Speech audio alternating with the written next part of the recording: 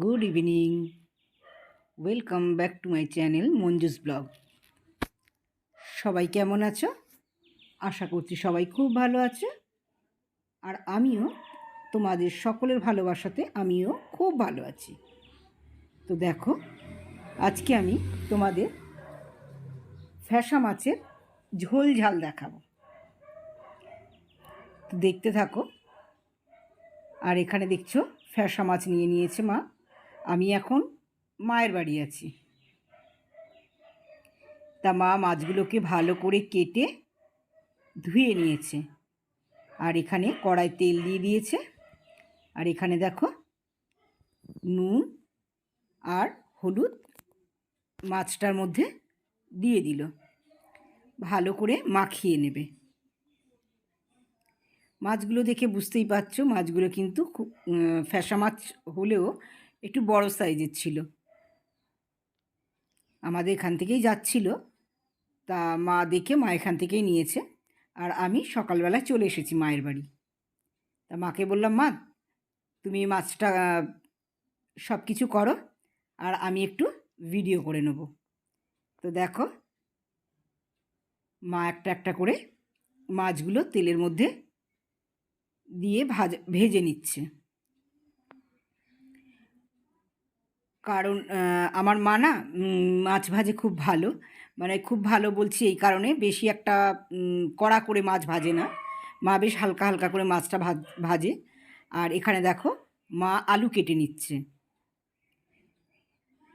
কারণ মাছটা মা আলু দিয়েই করবে, আলু আর বেগুন দিয়ে।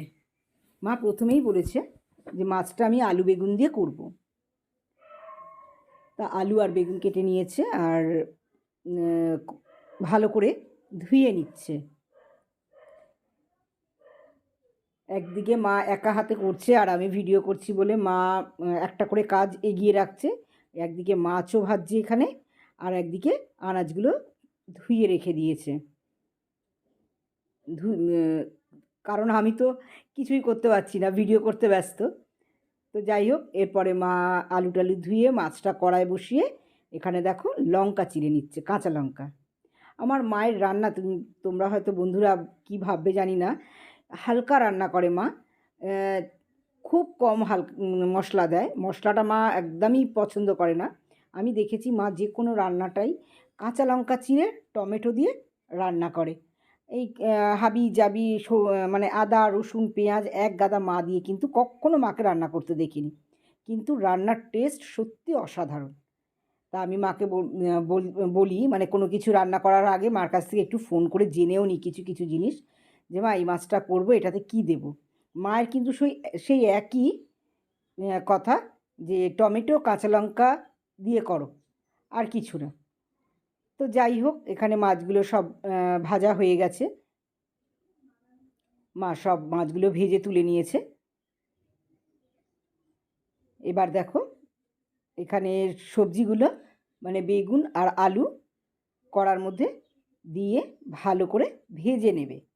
মায়ের এই একটা জিনিস আমি দেখেছি খুব ভালো লাগে, যেটা মা প্রতিটা সবজিকে প্রচুর, মানে অনেকটা টাইম নিয়ে খুব ভালো করে ভাজে।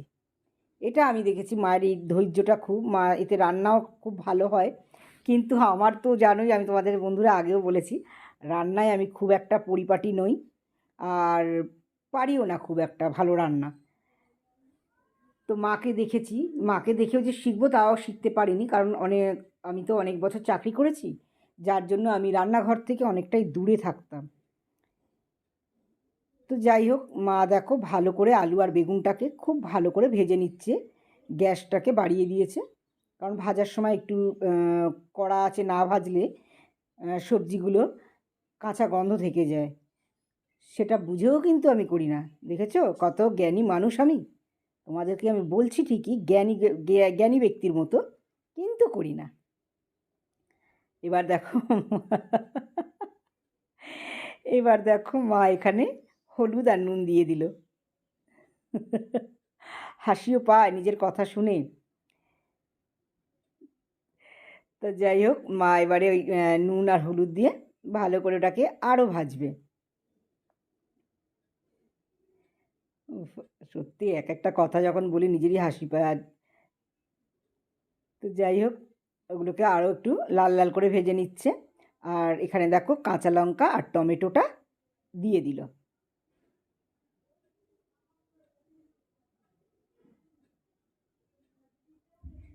রান্নাটা মা করছে আর আমি এদিকে দেখো সমানে দাঁড়িয়ে দাঁড়িয়ে ভিডিও করছি।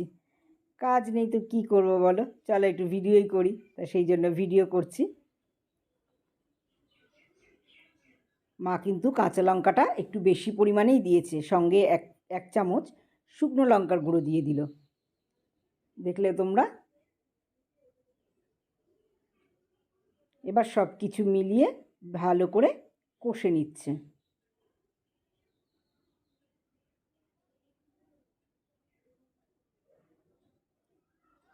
ভালো করে কষা কষা হয়ে গেছে। এবার মা ওর মধ্যে জল দিয়ে দিল, জল দিয়ে ঢাকা দিয়ে দিল। আমি এই কাজটা করেছি, মাঝখানে গিয়ে এই ঢাকাটা খুলে একটু ভালো করে এইখানে ভিডিও করছিলাম। একটু ঢাকাটা খুলে দেখলাম যে কীরম হয়েছে। তা মা বলল হয়নি, তুই কিন্তু ঢাকা দিয়ে দে। আমি কি করলাম, আবার এটা দিয়ে থালাটা দিয়ে তরকারিটাকে ঢাকা দিয়ে দিলাম, যে হয়নি যখন সত্যি সত্যি আর একটু হোক বলে ঢাকা দিয়ে রেখে দিলাম।